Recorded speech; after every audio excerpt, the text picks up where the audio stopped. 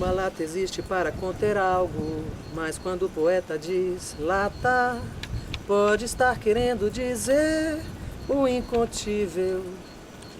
Uma meta existe para ser um alvo, mas quando o poeta diz meta, pode estar querendo dizer o inatingível. Dramaturgista. Propõe-se uma definição provisória do termo como desdobramento da chamada função autor para facilitar o acesso ao plano de composição. Pensou que pentelha o lugar do sujeito que é suposto saber dentro da função autor. Qualidade principal do dramaturgista, vontade incondicional de servir e trabalhar não para um autor, mas para a obra por vir. Mecanismos de rigor, de presença, que nos fazem perder o sono. A linha de sentido, que é necessariamente precária, provisória e mesmo selvagem, capaz apenas de tracejar um universo afetivo, a linha de sentido traçada por aquilo que insiste, que repete, que retorna, é um esboço já daquilo que poderíamos experimentar como dramaturgia. Que a consistência dramatúrgica que funda um plano de composição se liga sempre à insistência de algo. Insistência ora anunciada como projeto pelo regramento, ora silenciosa, talvez mesmo inconsciente, mas seguramente experimentada ou percebida. O estado de um corpo, uma simetria, um fluxo vertiginoso, um silêncio e uma quietude, uma linha abstrata, uma textura recorrentes que variam na duração e se acumulam ritmadamente em nós. 1. Uma atenção comigo mesmo. 2. Um atiçar de alegria. 3. Um silêncio voluntário, tranquilo e acolhedor. 4. A junção das partes em um todo que se modifica. 5. O encontro com a cabeça da Flávia e as pernas do Henrico. 6. Uma dramaturgia dos órgãos. Enredeiro. Lugar de redes armadas debaixo de um telhado de palha com chão de areia. O lugar dos encontros. Um ambiente de dança. Uma proposição espacial de forma circular. Útero, ninho, casulo, berço, fonte. Antro, berlinda, paredão. Sombra para dar fruto. Território do inevitável. Trampolim para o desconhecido. Conversa com Eleonora sentados em uma mesa de bar na frente do mar tomando Coca-Cola Zero. Entre muitas coisas que saíram da vibração dela, da energia tempestuosa dessa mulher apaixonada pela vida, pelo trabalho, pelo mundo e pelo outro desconhecido, uma coisa me ficou como ressonância daquele encontro. O que ela me falou sobre o estar em cena, no palco. Ela me disse que antes necessitava estar no palco para constituir o próprio corpo, como que para ter certeza da materialidade daquele corpo, e que passou a não mais precisar disso, que atuava agora no anonimato que revigora as certezas, no entremeado das relações com o outro, sem público certo ou necessário, para abastecer as paixões e relativizar o instante, verdadeiros constituintes de um corpo que vibra em autocombustão.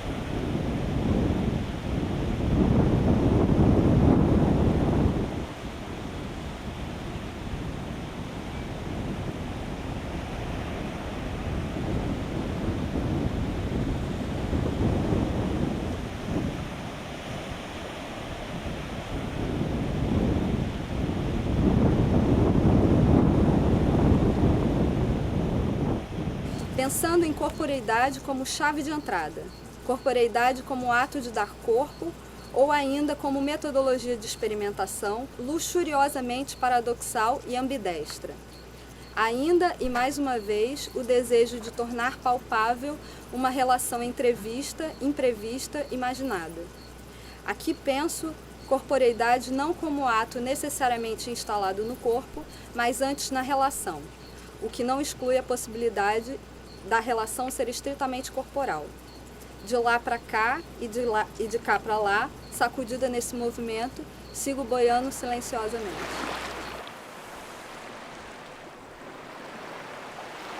Como operar com imagens, desestabilizando-as ou subvertendo-as, frente à tendência de configuração de uma tela previamente figurada?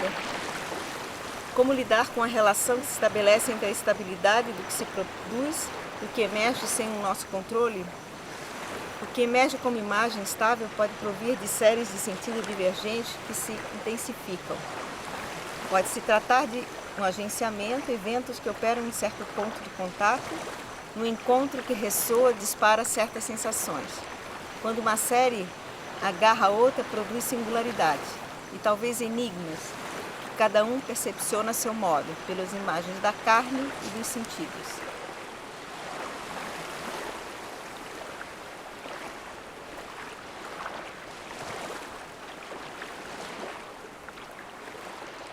Para a experiência de improvisação é estar naquele lugar, naquele momento. Mas talvez num processo de maturação de uma obra, seja de como você consegue colecionar essa experiência, essas informações através de uma prática de voltar a isso e não de uma maneira mecanizada, mas de uma maneira nova a cada vez, ou de uma maneira que se transforme a cada vez e que a cada vez você tenha a experiência de estar ali naquele momento.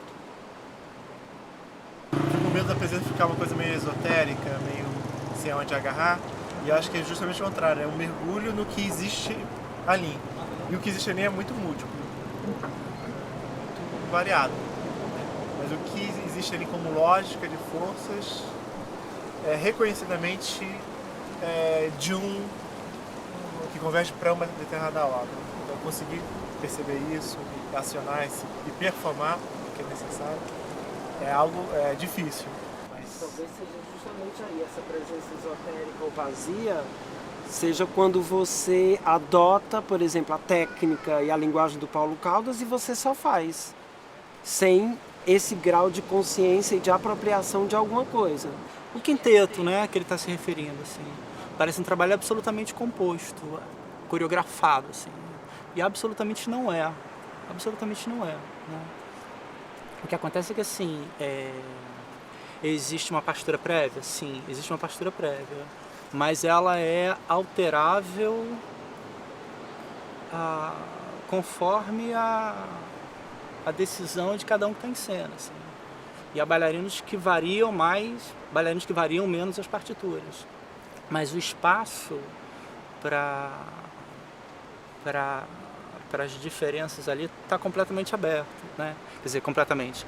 Está aberto dentro de um certo eixo, né?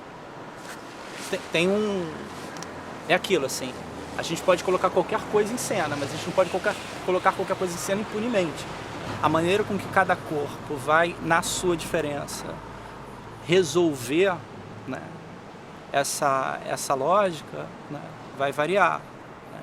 E é por isso, principalmente, que tem que ter essa integridade, essa capacidade de atualizar, né, a configuração, né? Porque senão é isso, assim, aí eu compreendo o possível negativo da palavra formalismo, assim. Parece que que aquilo ali não tá experimentado de fato, Sim. não está atualizado de fato. Se apoia né? num desenho de né? espaço e tempo e corpo. Sim, né?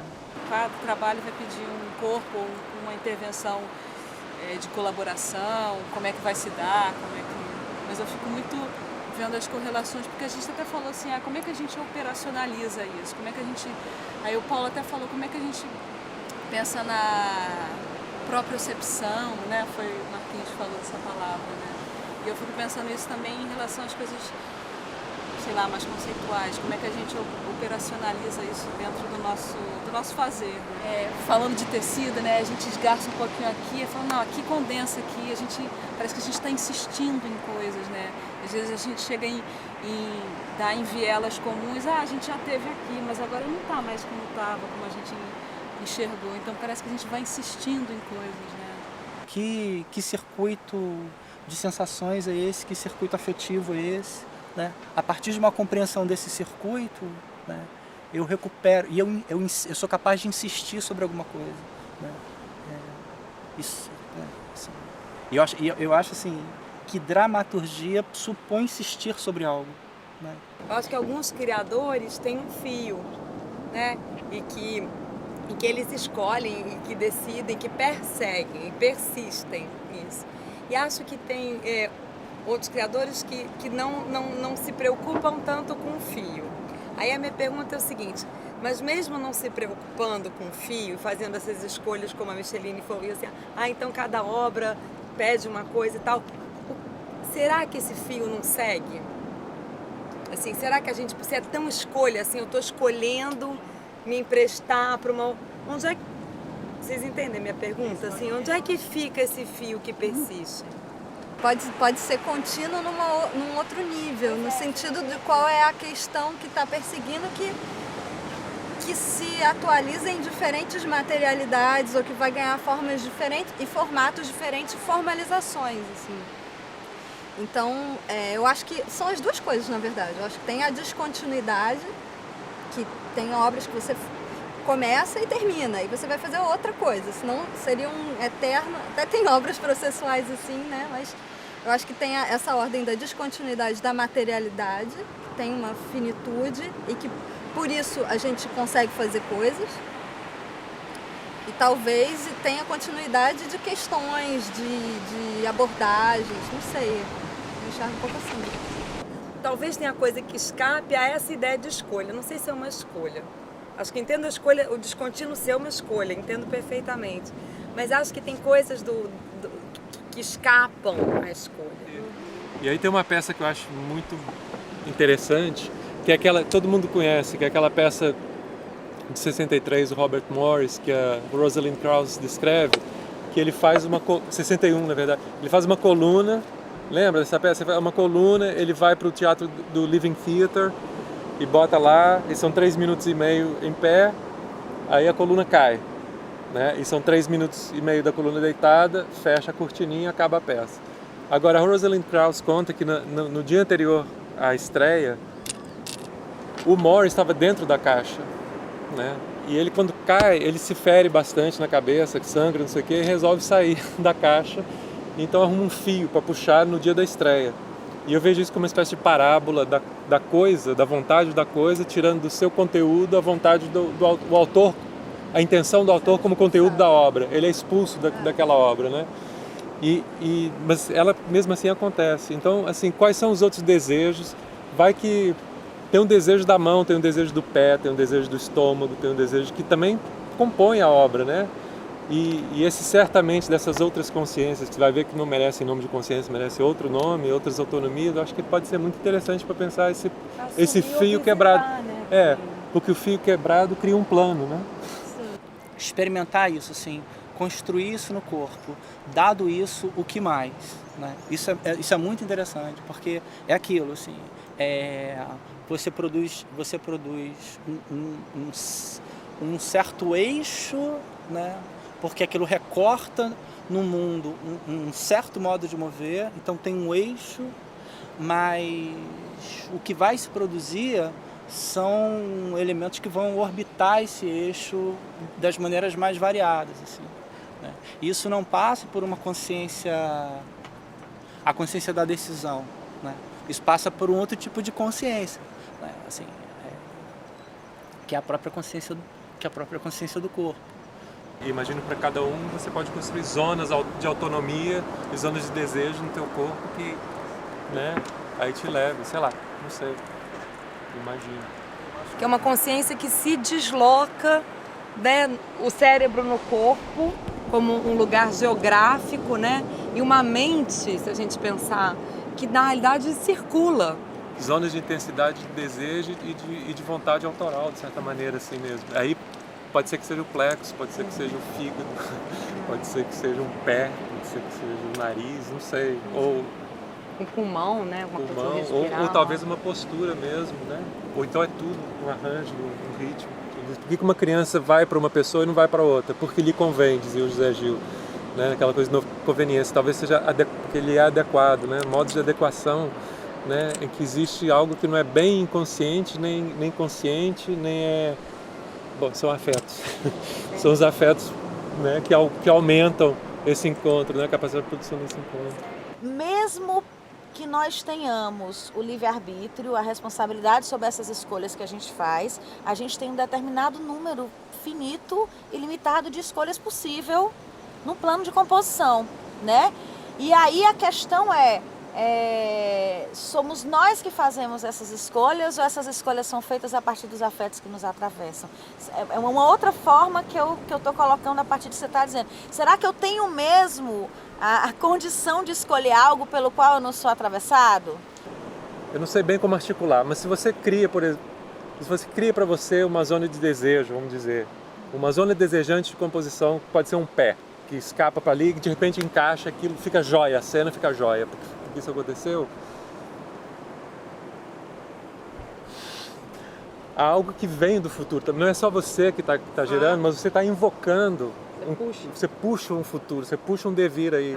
Aquela frase do Paul Carter é muito interessante, quando ele diz: a poética ocidental tem uma deficiência de entendimento do próprio poder do que é a poética, porque ela entende as palavras como sendo, não há uma balística não existe uma balística da articulação da fala. As palavras são vistas como flechas que têm como alvo a orelha passa a ser vista como um alvo, né? Então as palavras do outro, então as palavras vão como flechas indo diretamente para um alvo que é o entendimento do outro. E ela não toma como